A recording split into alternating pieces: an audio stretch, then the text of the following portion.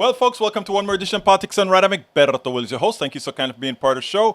We are going to have, as usual, a great show for you today. Yes, Mr. Rudnin, Dr. Rudnin, what the hell is happening in Russia? I haven't got a clue, but I can tell you one thing: when you start throwing your, when you start putting your security with a private, some privateers, right? These guys who are going to run your army in a private manner, maybe you run the risk of having things like this happen, right? But anyway, thug number one fighting thug number two. What can I say? Thug number one fighting thug number two. John Cotter says, hello, Egberto, listening from Denver, Colorado today. Man, this guy gets to travel all around the world, around the state, because he pilots those big birds. The 777, right? Did I get that right? Did I finally remember it right? 777 or 787? One or the other. Anyhow, let's see. Bridge MCP is in the house. E2247. ¿Cómo estás, mi amigo? 777 is for John. John is, piloting those big birds. I envy John. I wish I didn't have a fear of heights, that I could fly those things and do all these things. Can't do it. Anyway, E2247 is in the house. Lee Grant is in the house. Paul Fleming is in the house. And we got to get together, Paul, and get some time put together. Let's see who else we've got here. May Wood is in the house, as well as Alistair Waters. She says she's driving the one and only Bruce Pollard, who will be in a few weeks in Chicago at its first Net Roots Nation. Then we also have, para ver, Yvette Avery Herod, the one and only, the number one union activist. I always call her the number one union activist because she's done a whole lot of stuff with the unions, man. Let me just tell you, she is in what we would say in Panama, en la ola. All right, Michael Rudnin, of course, is in the house, and he was the first one to ask, what the hell is happening in Russia? To which I respond, I don't know. If anybody knows, let me know. 1 day of rain in 6 weeks is what Bridge MCP says. What else have we got here? In this new era, addressing global problems like climate change, pandemic, and major wars like Ukraine will require coordinated, cooperative work among several of these power centers, not just two. Absolutamente correcto. You're absolutely right. How do you today address the reality, and what are the plans of 2030 to 2040? What does the emergent multipolar world order look like? How will its emergence affect the outcome of the war in Iraq? Very, very important feelings. Carter says, not afraid of heights, just falling. I hear you, buddy, because if you fall from those heights, a lot of people fall in with you. How many people does a 777 hold in the normal configuration? About 300 people or so? Is that right? Let me know. I don't quite know. Anyhow, we also have Michael Rodney say, Egberto, try skydiving. Get over your fear of heights in a hurry. Michael, I thought you liked me. I would, before I hit the ground, I'll probably get a heart attack coming down, dude. What's wrong with you? You're trying to kill me. Okay, John Carter says between 270 to 365 in our fleet. It's a lot of planes. Wait. In your fleet, you mean you can either hold 270 to 365 people, one or the other, or different configurations? I think that's what you're saying. Please let me know if I understood that right. Egberto, man, you don't see the laughing cat emoji. Jokes, man, jokes. I saw it. Don't you think I was joking too? Come on, man. I know you love me, man. All right, let's see what else we got here. Look, this weekend we had the opening of the grand opening of the building after a whole year at KPFT. Actually, it's actually like 9 months we've been open, the new building at KPFT. So we had that grand opening, and I had that cake. Oh man, it was really good. A lot of sweets, man. A lot of sweets. But you know what? I ate it good. We did some videos out there, etc., to inaugurate the new building. Anyhow, but I had to take off early because I had to interview. I finally got an interview with Norman Solomon, who just wrote the book I think it's released. I'm not sure if it's released officially yet. I got a copy, but I'm not sure if it's released yet. That is titled War Made Invisible. Great, great interview. Want you guys to listen to this. Then we'll take it on the other side, and then we'll talk our other stuff after this interview. This one is just 24 minutes, but it's a good 24 minutes of good talking. So here we go with the one and only Norman Solomon. Welcome to one more edition of Politics Done Right. I'm McBerto Willis, your host. Norman Solomon is an American journalist, an activist, a media critic, and the co-founder and national coordinator of RootsAction.org. He's the author of War Made Easy and is a longtime associate of Fairness, and Accuracy in Reporting. His new book, War Made Invisible: How America Hides the Human Toll of Its Military Machine, is a must read.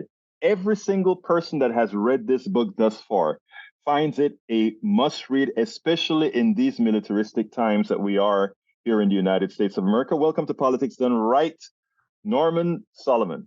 Thanks so much. Look, it's my pleasure to have you as usual. You know, there's one part of where you mentioned when you give the indication that some people seem to be expendable. I'm originally from Central America, Panama. And I remember when Bush #1 invaded Panama, and when I think it was Colin Powell, they asked about the number of Panamanians that got killed, and the statement, I think it was out of his mouth or one of his proteges' mouth, was collateral damage.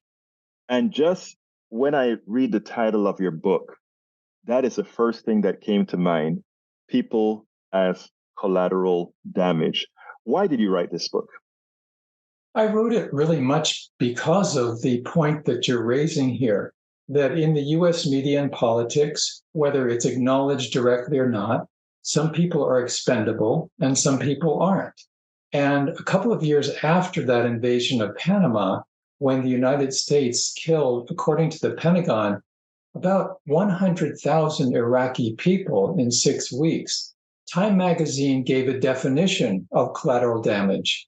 According to this magazine, which was the main news magazine of the United States, collateral damage referred to people who should have chosen, and I'm quoting here, should have chosen a different neighborhood. Now, this is the kind of arrogance that we're dealing with.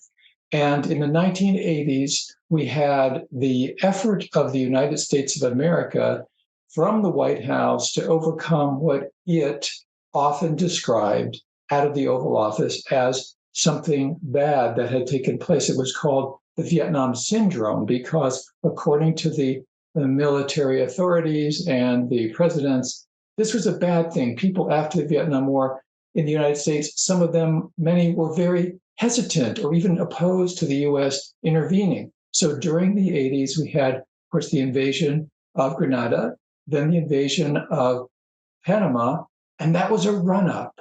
This was, okay, we're getting back into it, so we will crush these two small countries, and then we'll go on, have bigger fish to fry in terms of militarism. So the Gulf War in 1991, then the US-led bombing of Serbia and Kosovo in 1999, 78 straight days of bombing, not a single American lost, which is another way that good US wars are defined. And then after 9/11, going ahead to invade Afghanistan and Iraq. And so I wrote this book to bring up to the surface something that is so routinely evaded, many points on this spectrum that are not addressed. One is that the United States media and politics, with rare exceptions, tacitly or explicitly divides the planet into two parts: those who count and those who don't,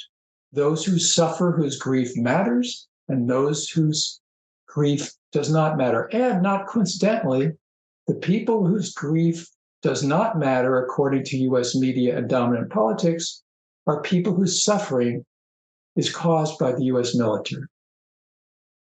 It is hard to believe. I noticed the first chapter of your book, you called it Repetition and Omission. Explain that. I mean, repetition and omission. We do it all over and over again. And what are we omitting here? What are we missing here? Yes, in terms of the U.S. military intervention, you could say it's sort of a repetition compulsion disorder. In terms of propaganda messaging, Yes. we really know. I mean, how many times, if you watch a lot of TV, do you see a McDonald's commercial? You don't see it once, you don't see it twice, you see it so often. That's because it's well understood that in advertising, in propaganda, propaganda requires repetition. Repeating is the essence of propaganda. And when we talk about the bias, the extreme pro military bias in favor of what Martin Luther King Jr. called the madness of militarism, once in a while somebody will say, oh, but I read a news article that said something very different. I read a commentary, I heard one somewhere on a radio network, a commercial one, and it did bring up these points that you say are not being brought up sufficiently at all. And my answer to that is because the essence of propaganda is repetition, the exceptions are, they're exceptional. That does not disrupt the dominant propaganda model. And what we're dealing with now, here we are, the middle of 2023, and it has been so normalized. Healthcare, education, housing, neonatal care, elderly care in the United States, let alone many other countries, lacking basic support. People are dying behind this inequity, and yet we're told that the Pentagon budget needs to keep rising through the roof. You know, Biden recommended last year he wanted a budget of 800 and something billion dollars just for the Pentagon. That wasn't enough for the bipartisan chairs of the House Armed Services Committees. Even more than that was appropriated. Now, it's interesting because we talk about repetition and the way that the media gets involved in it. I want to ask a rather sinister question.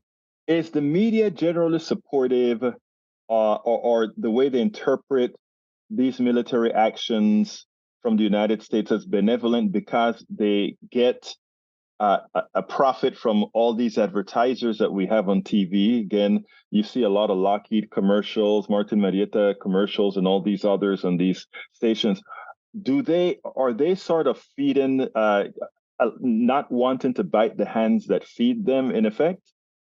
It's really multifactorial, and that's definitely one of the factors where you have significant numbers of dollars flowing into major and smaller media outlets, advertising from the US military, from military contractors, and so forth. So that's one of the ways in which there's an incentive and a pressure to go along and get along with the militarism of the society. And we have the political pressure, or we have other kinds of commercial pressure. You have ownership with interlocking directorates, people who are on the board of a major military contractor, which includes Silicon Valley, by the way, and they're also on the board of a major TV network or a huge news outlet of some sort. So that, again, is a pressure. And then you have the revolving door that goes around and around between Capitol Hill, the White House, and these military contractors. As a matter of fact, Antony Blinken, he took 4 years out from government service during the Trump administration, since he's a Democrat, and he made a lot of money brokering military sales to the Pentagon. And so then he had to set aside some of his investments in a blind trust and so forth when he came back into the Biden administration as it took shape. So this is very structural.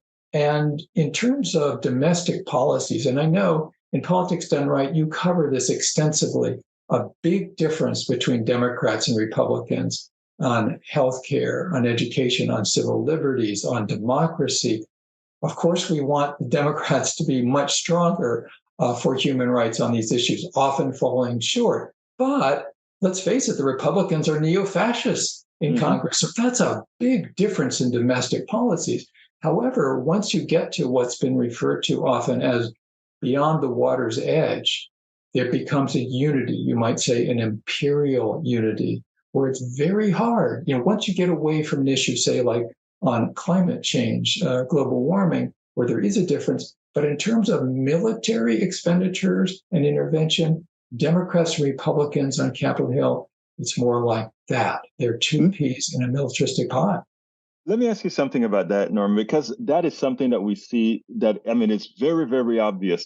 But is the driving force really that they're together, or is the driving force that one party is scared to appear weak and thus they jump on the same bandwagon? Which one is it? Well, I think it is a combination. There's a shared belief in that the United States is the gift to the world, the extraordinary nation, as it's often called, the indispensable nation. There's a lot of pressure and belief, whatever the internal belief is, and I believe it's probably mostly internalized. Democrats and Republicans, they believe that's their role. But there also is that fear you're referring to. And when I was growing up during the escalation of the Vietnam War, one thing that Democrats did not want to be called is soft on communism. Mm-hmm. And then right after 9/11, and for years, Democrats or Republicans, but Democrats felt more defensive about this. They didn't want to be called soft on terrorism. And so that really is another club held over the head of members of Congress, some of whom are very much inclined to want to push back against the militarism. And yet there's a lot of self-restraint that therefore, frankly, often amounts to political cowardice. You know, it's interesting because, I think one of the reasons books like yours, and not only this book, but all the other books that you put out, informative and so important, is that I think a lot of times the ignorance of the American populace is what these plutocrats depend on, and then of course they puppeteer the politicians to do their will. But as an example, we talk about America needs to get tough on China. America needs to get tough on India. How could America possibly get tough? What can America really do if these guys ever just say, no, is military really the answer? Is military just a cop out? Well, there's really almost a nostalgia which is being outdistanced by the economic realities of the world. On Capitol Hill, a nostalgia for a unipolar world. Mm-hmm. I remember the standard bumper sticker often was red, white, and blue flag on the sticker, and next it would say, "These colors don't run." And that's an attitude that we run the world. And of course, the counter bumper sticker also had an American flag, red, white, and blue, and said, "These colors don't run the world." But that's a hard one. Yeah. The aspiration is still there. And when you step back and you realize that 96% of the human beings on this planet do not live in the United States of America, you see the arrogance involved of empire, not empire building, because the empire of the US has been around for many, many decades, but an effort to retain the empire. And I think part of that explains why the extreme bias on Capitol Hill and US corporate media and so forth, that does, so to speak, tint the window on the world red, white, and blue. And it then has this, what I call in the book, War Made Invisible, 2 tiers of grief. The grief that is part of human experience, and in war, the grief that Americans have suffered or American allies, then that tier of grief is honored as it should be. But the tier of grief, say, of people in Afghanistan or Libya or Iraq who have died because of US military firepower, that tier of grief is so discounted that it is tacitly or explicitly through omission or commission of media coverage and political discourse just considered to be incidental, regrettable, but no big deal. Well, that is nationalistic to an extreme. It is often racist, and it's often so culturally centered on our particular way that we happen to live in the United States. I have a chapter in the book called The Color of War. I saw that, and yes. When I stepped back and I thought about it, I was working on this book often in this room, thinking about it, trying to do more reading and interviewing. And it dawned on me that in 2 decades of the so-called war on terror, after 9/11. Virtually 100% of those killed by the US military have been people of color. Now that's hidden in plain sight. Where do we see that even discussed in our US mass media, in the politics? It is like a no-go zone. It's right there. It's like the parable of the emperor's new clothes, that story.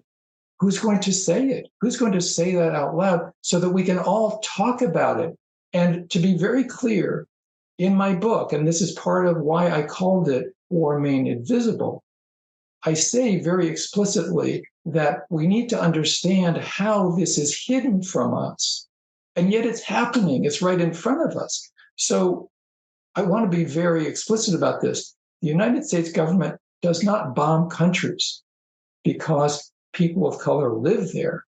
But because people of color live there, that makes it politically easier in the United States to have that warfare begin and continue. And what is stunning to me is that we, and this is a good thing, in the last several years, particularly after the Minneapolis police officer murdered George Floyd, we have had more discussion, not enough, but more discussion about structural racism, about systemic racism. But once you get beyond domestic realities, domestic politics and policies, we don't see any discussion of systemic racism in US foreign policy and US warfare. You know, to DeSantis doesn't realize that we have yet to be woke enough. You know, he's concerned about the woke. Well put. Like we are not near as woke as we really need to be in knowing these particular issues. That's very true and very well put. I haven't heard it put quite that way before. That should become a national way of discussing what is wrong with these neo-fascists, and DeSantis now leading the pack in many ways. It's an attitude that says that we should all go back to sleep. We should all be anesthetized. We should all be numbed, when we should all be very callous. It is so inherently a vicious view of how humanity should treat itself. I don't know if you remember during Desert Storm, the way CNN covered it, it looked like a game on TV with lights, and to put it bluntly, it was actually as you saw it, it was actually pretty. As you saw the lights and the flares, and I remember talking to somebody and saying, for every flare that you see, think about the number of people that are dead, the buildings that are falling and breaking skulls, etc.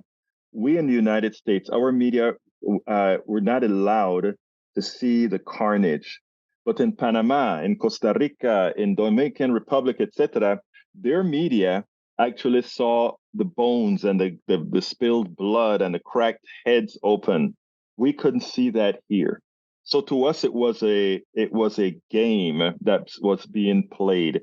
And most of the wars, it's amazing in the chapter where you talk about the color of war. It's amazing the concern that we had for those in Ukraine and how cruel it was. When in the Sudan and in many other places, atrocities of that nature, atrocities with our equipment being done, and it's nothing.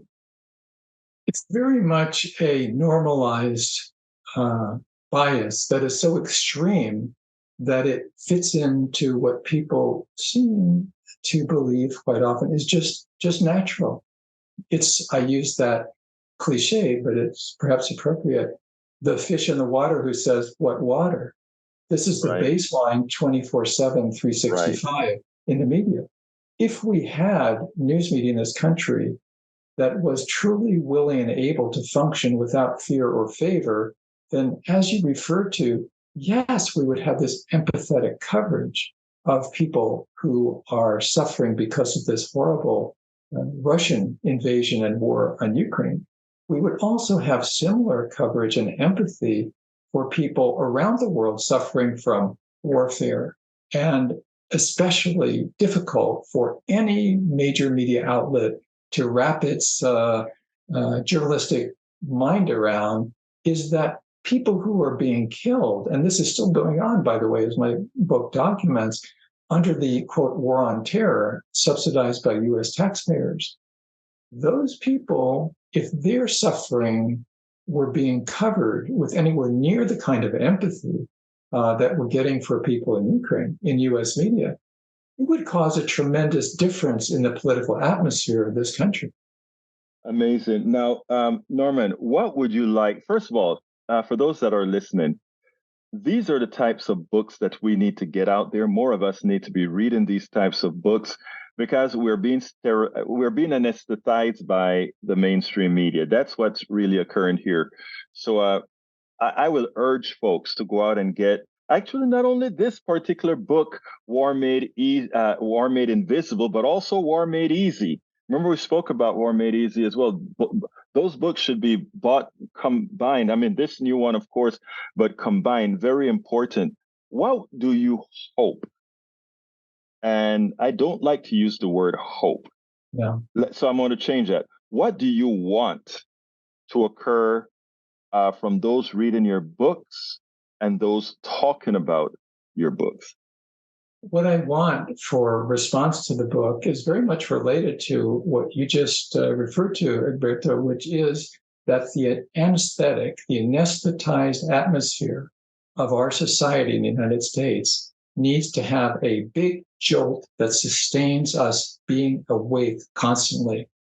We got to be woke. We got to be waking ourselves up and keeping ourselves awake, because this stuff is being done in our names with our tax dollars, and what goes around comes around. As Martin Luther King III said a few years into the so-called war on terrorism, and I quote this in his book, he said, "We all need to be concerned about terrorism, but you don't stop terrorism by terrorizing other people." And that's really a key message of this book. And as you referred to, I had an earlier one called War Made Easy. And when I thought about writing this new one, it really dawned on me that we have had so much warfare from the US in this country, and more it has become invisible. And that's why the first three words of the new book I wrote is War Made Invisible, because when we can't see it, this warfare state has more and more power over us. So it's really about getting some acuity, sharing with each other, because underneath all that, the knowledge is key, and then organizing behind the knowledge for change is absolutely crucial. I know your books can be gotten everywhere, Amazon, everywhere else, but where's your website that folks can not only get your books, but get the commentary and a lot of your knowledge from? I have an ongoing website, which is normansolomon.com, NORMANSOLOMON.com. And also for this book, there's a lot of background about it on the New Press website. And the New Press is a nonprofit publisher. And if you simply go to thenewpress.com and click on the icon with my book cover on it, I was really thrilled to get the kind of endorsement and support for this specific book, War Made Invisible, by Noam Chomsky, by activists, by those who have really been in the forefront of organizing. And as you know, and we've talked about this before, but I never feel that it's too much to repeat. This is about learning and action, because the future of our lives and our loved ones really hang in the balance. The name of the book, War Made Invisible: How America Hides the Human Toll of Its Military Machine, a must-get. Norman Solomon, American journalist, activist, media critic, and the co-founder and national coordinator of rootsaction.org. Thank you so kindly for having been once again on Politics Done Right. Thanks so much. I really appreciate our conversation. Yeah, that guy is great. He's we've had him at Daily. I think not Daily. I think at where's the convention I saw him at? I think it was maybe it was the Democracy Convention in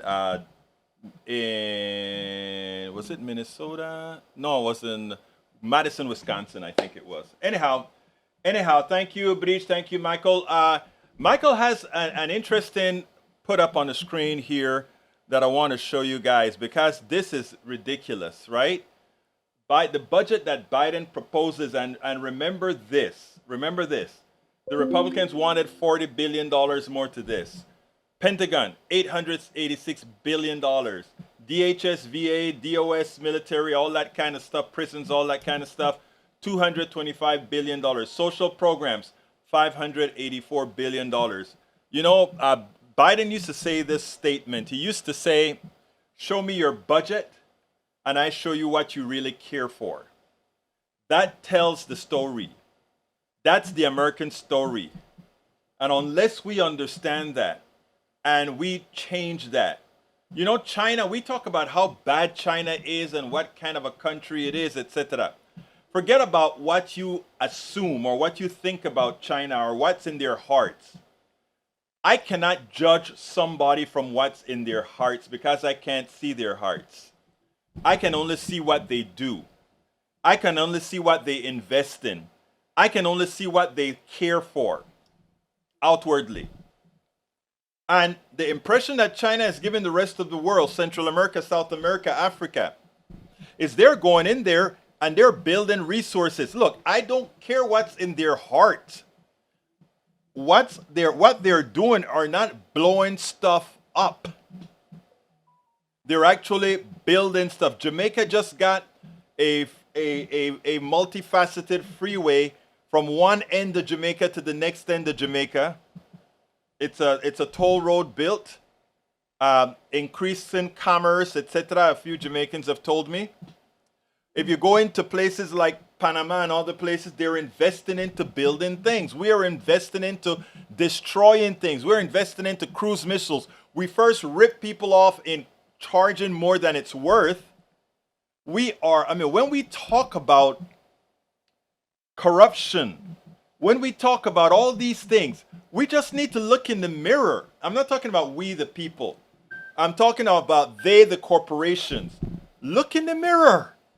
We are the most corrupt group. The only thing that we've learned to do it is to do it with style and to have the reporting mislead us. That's what we know how to do very well. But look at that, what's on the screen. Another screen I have here is from Brother Fleming. He said the VA does not provide, apparently the VA has some issues. All right, before we go to the VA one, this is what Villarica, Georgia. That is how they train their police officers. Check it out. Look at what they're trained to shoot at. And you wonder, for all of those who are always trying to make it seem the benevolency of cophood, the benevolency of policehood, like I say all of the times, my biggest fear is being next to a police officer. My biggest task whenever there are police officers around is to get the hell out of Dodge. I'm a professional. I'm an engineer. I'm an educated person. I've written books. I do all these things. And when I see a cop, all I want to do is to get the hell out of Dodge. All I want to do is to run out of there. That's what I'm talking about. And if you take a look at how do you think that kind of a training sensitizes that cop that's there? How do you think that person shooting at that picture in training of, look at that, all of the pictures there, black men, for cops to shoot. How do you think that sensitizes a police officer, irrespective of race? Because when it comes to police officers, I care as much, or rather, I am just as scared as from the white ones, as the black ones, as the Asian ones, as the Latino presenting ones, etc. They all give me fear because it's the institution that's racialized.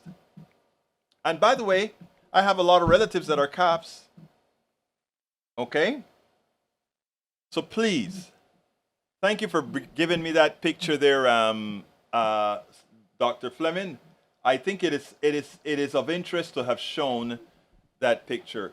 The other thing that Fleming pointed out, and I don't know if I got it, apparently I didn't get it saved, is that it turns out that there is a out of the statistical realm when it comes to getting VA benefits. Black veterans are turned down at a higher rate than white veterans. And again, that is out of the statistical realm at that point. In fact, it's worse because a higher percentage of black folks actually apply for the benefit. So thank you for presenting that one for us to put out there in the ethos, Senor Fleming. I have another video for you.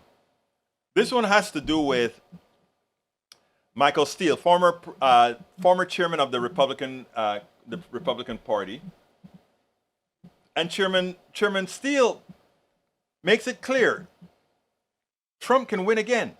It's not something I haven't been saying for a long time.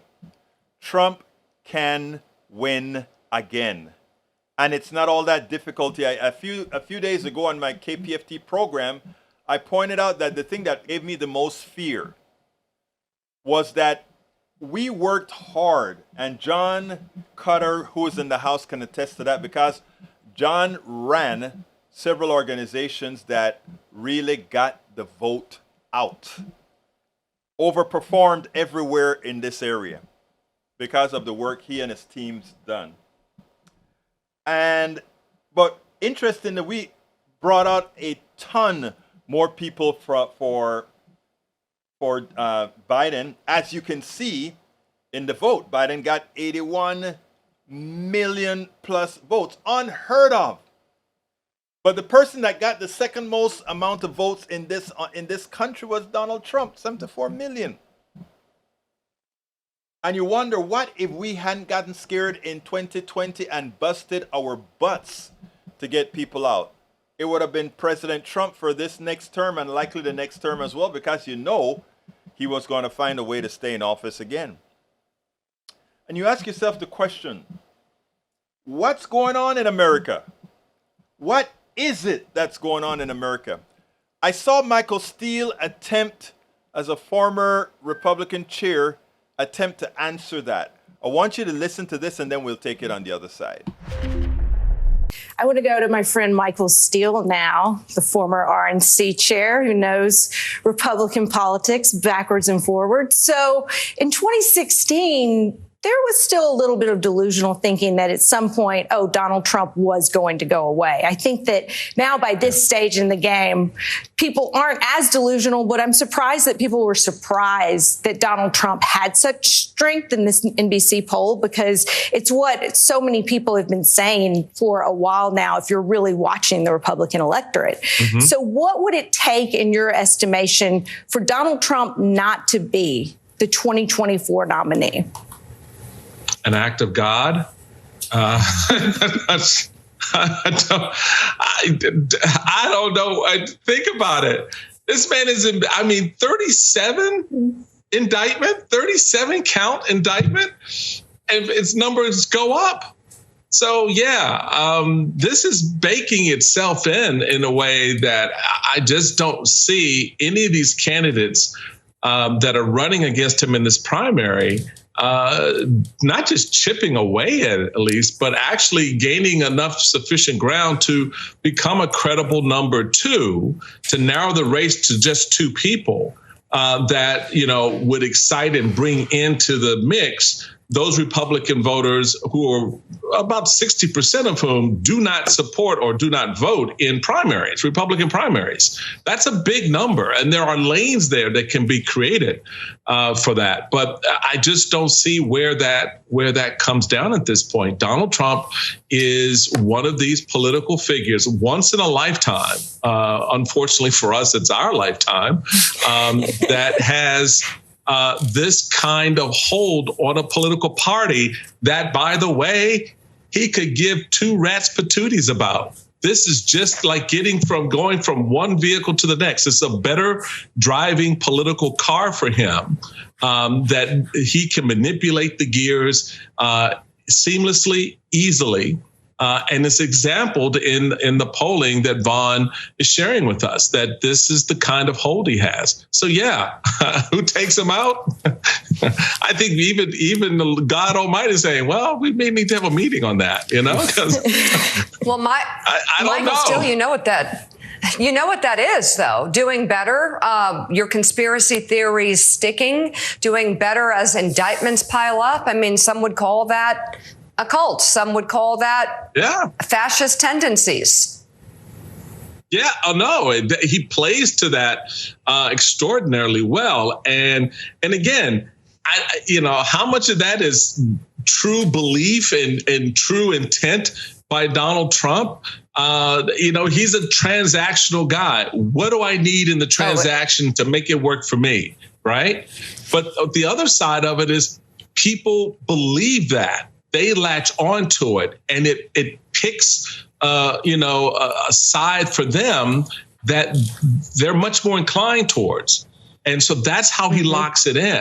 And it's an amazing, we're going to be studying this phenomenon for a long time to better understand how this country, in all that we profess, can withstand this in the future. Because right now at 49, 45, and you can say what you want about Joe Biden's age. You can say all you want about Democrats.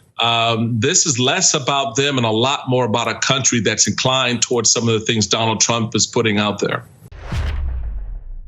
That last statement that he just said, it's more about a country that is satisfied, that believes in, that allows themselves to be controlled by some of the things Donald Trump is putting out there. I mean, I sit back and Michael Rudnin just put a very important one up there.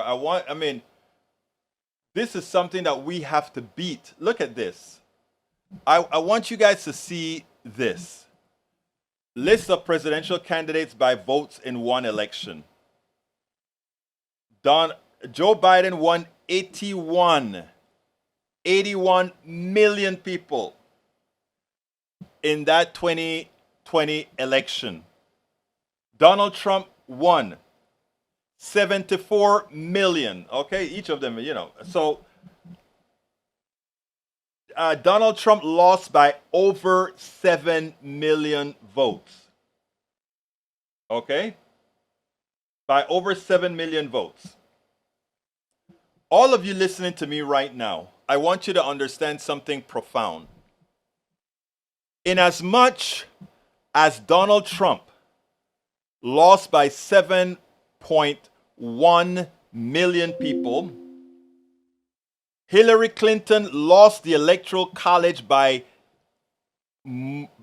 more votes, or rather by less votes than by less votes than Biden won. What I mean is this.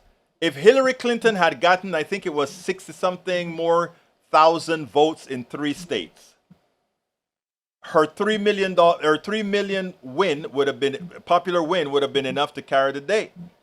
I think it's 80, actually I think it's 80,000. But here's the scary thing. Joe Biden beat Donald Trump not by 3 million votes, not by twice that, 6 million votes, but more than twice the amount that Hillary won by, 7.1 million votes. And we had a flip of 21,000 votes. Had 21,000 votes shifted to Trump, that's for a differential of 40,000 votes, it would be a President Trump winning the Electoral College even as he lost the popular vote by over 7.1 million votes. I want you all to digest that. This is not a democracy. This is not a democracy. It is essential that you digest what I just said. Essential. For those, we just got a bunch that just came in. I want to repeat that. Donald Trump can still win this thing. And Donald Trump doesn't have to win big popular votes or stop us from getting. We can get some huge popular votes in the blue states. But like I said, with a 7.1 million vote excess, Joe Biden still only won by 21,000. He won by 40,000 votes, which means if 21,000 votes had flipped, it would have been President Trump again. And the same thing can happen again in 2024. This is not a democracy. This is something where people have to go out there and vote like they've never voted like before. I don't know. That gave me pause when I read that several years ago. When I saw the numbers, concerned me. And the problem that I have is this. I can make the argument now that they are going to use in 2024. And they're going to not specifically go after Biden's age in a malicious manner. They're going to go over Biden's age as if something happens to him, you get Kamala Harris. And we all know it's bad enough that you got an Obama, but a Kamala Harris? That's how these people are going to be, that's how they are going to be sensitized. And it has already started. It has already started. Look, the Democratic Party has a lot of work to do. They have a lot of education to do. They have a lot of shoring up the vote to do. They have a lot of atoning to do. A lot of atoning to communities that's been forgotten even today. A lot of atoning to do. Because as I see it, brothers and sisters, as I see it, 2024 is going to be difficult. 2024 is going to be difficult. You think Donald Trump is going to get convicted? I'm not counting on Donald Trump to get convicted. I'm counting on Donald Trump to go straight and find all kind of ways to get breaks because he has all of the times. Because we as those who are progressives and Democrats don't really do what's necessary. I got a call, or rather, I got an email today. I want to tell this story real quick because I'm going to be. We have multiple tiers to do, right? But the problem is we have a group of Democrats proper who are in the bag for the plutocracy. And it's going to be hard to make the case because we know, John Cotter, one of our leaders here in town, he knows how to win. It's all the things that brings in the seniors, the millennials, and everybody else. We have the policy, and we have the guts, and we have what it takes to point them into the right direction. Let me give an example. Right now, I'm talking to one of the leaders in the PNHP right now. We're going to have an interview discussing DCEs and ACO reach, which is fooling many seniors into giving away their very good Medicare to private companies. You see all these venture capitalists, the vulture capitalists running into the space, the healthcare space, because now seniors are being privatized. You know, the private companies wanted nothing to do with seniors. They would not insure seniors. They had to pay 3 times the rate to get seniors involved in it. Okay?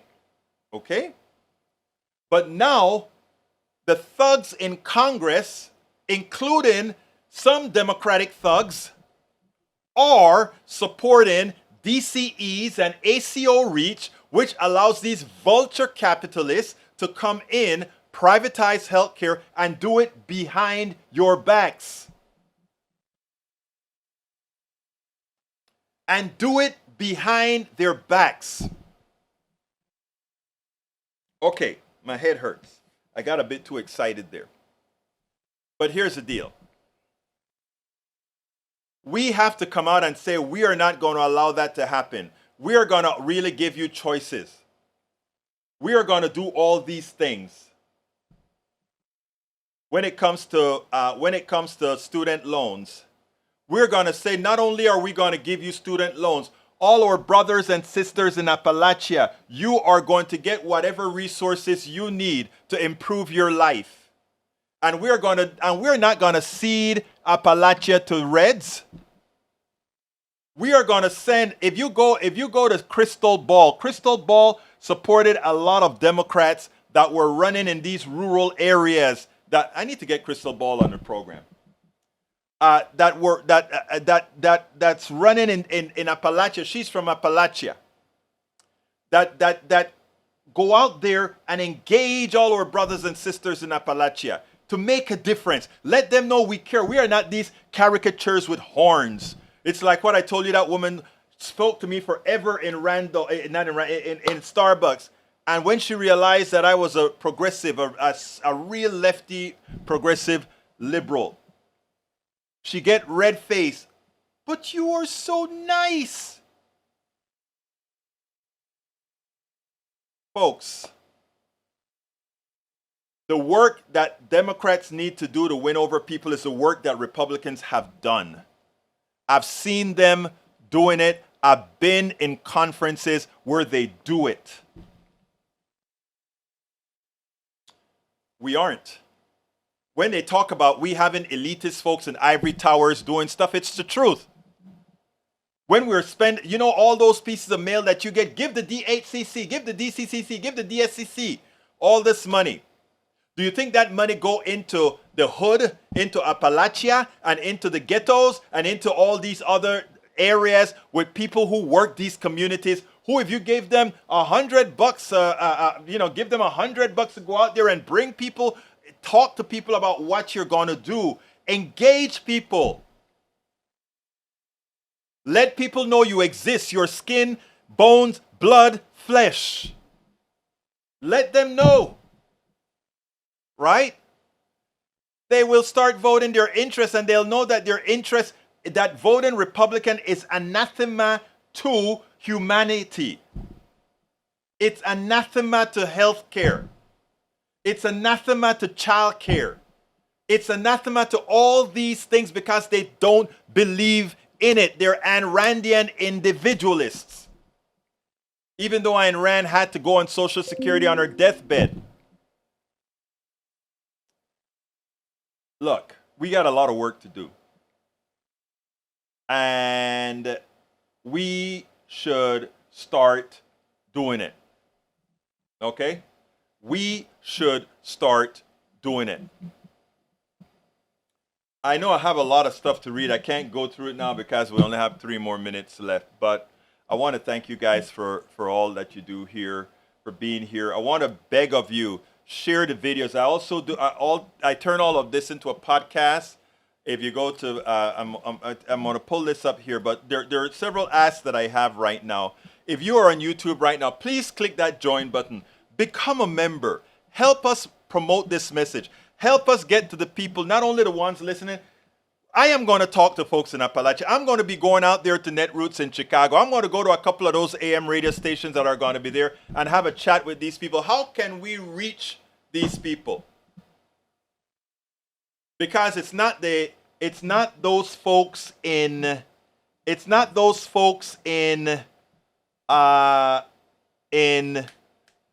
¿cómo se llama? It's not those folks in the ivory towers that we pay $20,000 and $50,000 after we raise money from our people. We give it to these consultants. They don't know diddly. They haven't been on the ground. They haven't seen the pains of people. They haven't. But they want to tell us what to do based on a poll that they take from people who don't even answer polls. Right? So if you're on our network right now, please, if you're on YouTube, please click that join button, become a part of our network. A coffee a month, 2 coffees a month, whatever tickles your fancy. But more importantly, please consider joining, supporting us in whatever manner you can. You can find it all in politicsdoneright.com/support. which I'm putting into the feed right now, politicsdoneright.com/support, politicsdoneright.com/support. Remember, I'm going off to Chicago. I had to, it expired, the feed expired, so I had to redo I had to redo the newsletter, rather the ask for Netroots. So here is the ask for Netroots. Please consider becoming a Netroots supporter. Remember, everything that you are going to be, everything that you support us with, it's going to be you supporting. You're going to be on the scroll for our videos, etc. So please support us at Netroots however you can. All right, folks, I've got to get out of here. My name is Egberto Willies. This is Politics Done Right. Cannot do this without you. I am what? What am I again? I am out. We spend a lot of time deconstructing the news, trying to parse it into a form that everybody can understand. We try to find those little nitpicks where it flies above the fray, etc. If you really like these videos that we do, I want to ask a big favor. Please go ahead, number one, subscribe to our channel, and number two, please join if you can. Thank you so kindly for watching. Keep watching. Please remember to share. We must populate the entire internet with our progressive message, a message that we know is what most Americans say that they want. So help us, please join.